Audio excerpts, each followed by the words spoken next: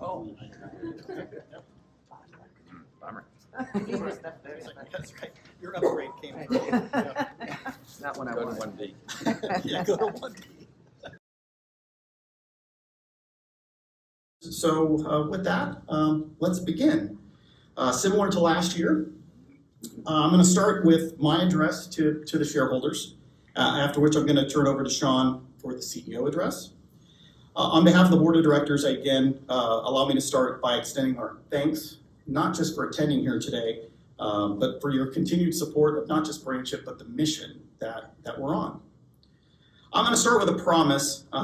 Promise is that my general comments this year will be shorter than last year. I want to leave a little bit more time for Sean to give a comprehensive review of the past year and how Brainchip is positioned moving forward. Additionally, I do want to save time to answer as many questions as possible. So I started my career in 1991. So doing the math, I've been engaged in the global tech space in various capacities for a little better than 32 years. I can say I've experienced all sorts of different markets and conditions. Some really good, really strong, and others not so much. While business is business, I will say that technology is unique and usually doesn't follow conventional business norms. It's one of the reasons why technology is both volatile and lucrative. Oddly enough, this uncertainty is really what makes the tech industry go. And it's what makes it both exciting and rewarding, and at times extremely frustrating. It's also a key part of what drives innovation in the space. There is no question, though, the past 12 to 15 months, call it the post-COVID era if you wish, has been the most challenging for tech in general across the board. More so and more challenging than the dragging years of the mid-90s, the dot-com bust of 2001 and the slowdown of 2007, 2008.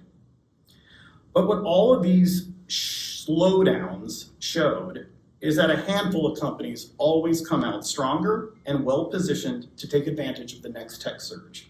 And it's my hope, it's my expectation, and it's my demand that Brainchip be one of those companies. Sean will be detailing for you shortly the work the company is doing. And on what I've seen and observed over the last 12 months, I, along with the board, am of the position that Brainchip is indeed progressing well and continues to set the proper foundation for its continued growth. Let me be crystal clear. Nobody at Brainchip is happy or content with our current position. We haven't hit any significant stride yet with respect to revenue. No one is satisfied and no one should be. However, there is plenty to be positive and optimistic about.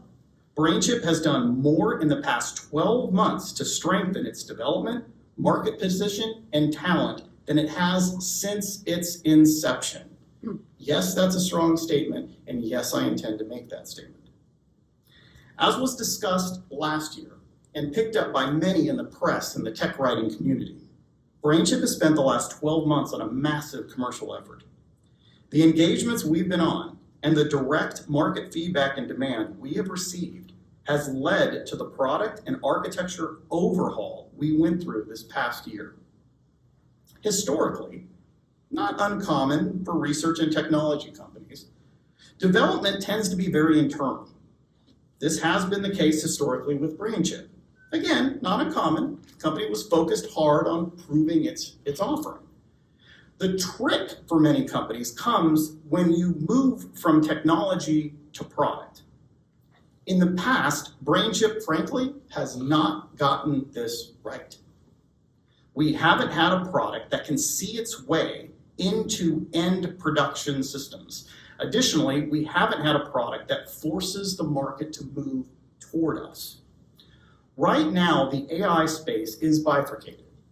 It's bifurcated between companies using high-performance overkill AI solutions and companies simply using existing basic technology with targeted software. On one end, you have over-spec'd systems that are inefficient, and on the other end, you have under-spec'd offerings that don't yet understand what fully optimized AI can bring to their solutions. Through our recent commercial and ecosystem development, we've gathered the demands to reshape our roadmap and our product offering. I'll be bold here and say that our newly reshaped roadmap primarily happened through our commercial efforts. Brainchip would not have organically reshaped its roadmap in the way that it has. Is this success? No, certainly not. I get that. Success in my mind is consistent licensing with royalty-bearing products being created by our customers. I'm going to say that again. Success in my mind is consistent licensing with royalty-bearing products being created by our customers. We have plenty of work to do, and we haven't reached a material degree of success yet. The reality is that the market is still in discovery and embryonic stage with respect to edge-based AI. Unfortunately, Brainchip historically hasn't executed with respect to an appropriate product mix to accelerate the market. Only through enhancing our commercial standing can we hone in on the proper product development to accelerate the market. We're in the middle of this right now. Our commercial teams, led by Chris Stevens and Nandan Nayampally, are making this happen. Again, more on this to come in Sean's talk. I'd also like to take a moment to initially comment on one corporate issue. When I joined the board about 16, 17 months ago, I was introduced to the concept of a strike, which comes from shareholders voting down the remuneration report. And this happened the year prior to my joining. I will admit, when I first came on board, I was surprised at some of the previous compensation models. Rewarding for performance, though, has been something I personally have been focused on since I got here. As I would hope everyone has seen in the 2022 REM report, and I hope you've read it, we now have implemented an annual bonus program and LTIP for employees and executives that have defined metrics. The plans reward upside and strongly incentivize with upside, but mitigates payments if the metrics are not met. In 2022, the annual bonus paid roughly 60% on average. A lot of that was due to individual engineers' personal management-based objectives. It's too early for us to comment on the 3-year metrics of the 2022 to 2025 LTIP program because we're obviously in the middle of that cycle.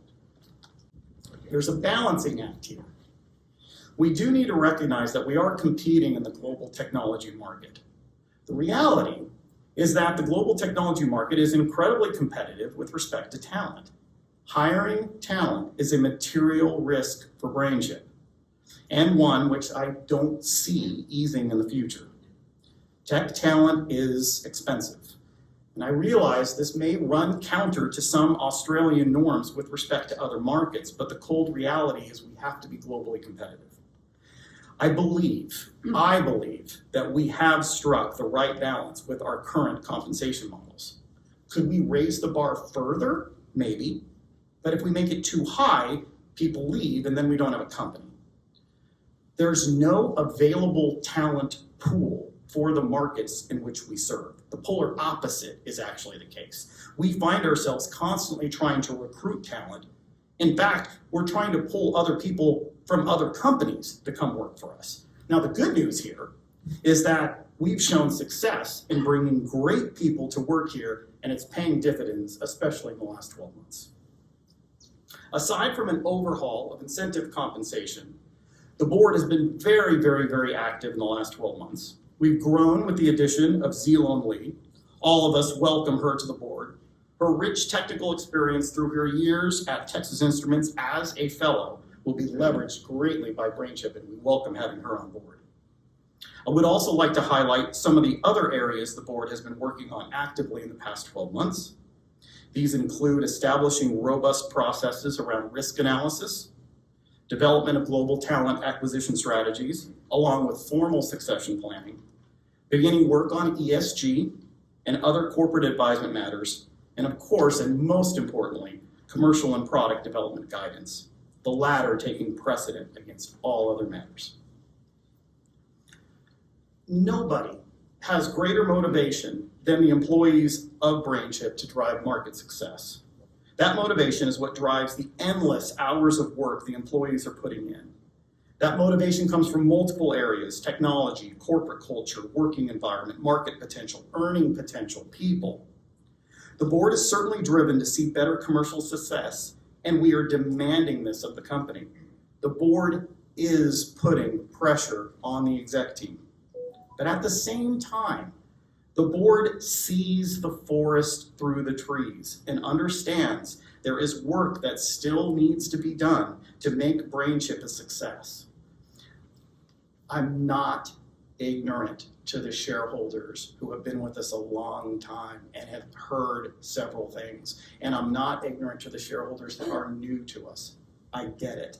But please understand, Sean, the executive team, myself, we can't change the past. We're looking forward. I'm here today to speak the truth and communicate that the trajectory we are on is the most promising since Brainchip's inception. I, along with the board and the employees, remain steadfast to our commitment to making Brainchip a major player in the global technology market. With that, I'm going to stop. I'm going to hand off to Sean Hare, who will give his address, and then we'll start with questions. Sean.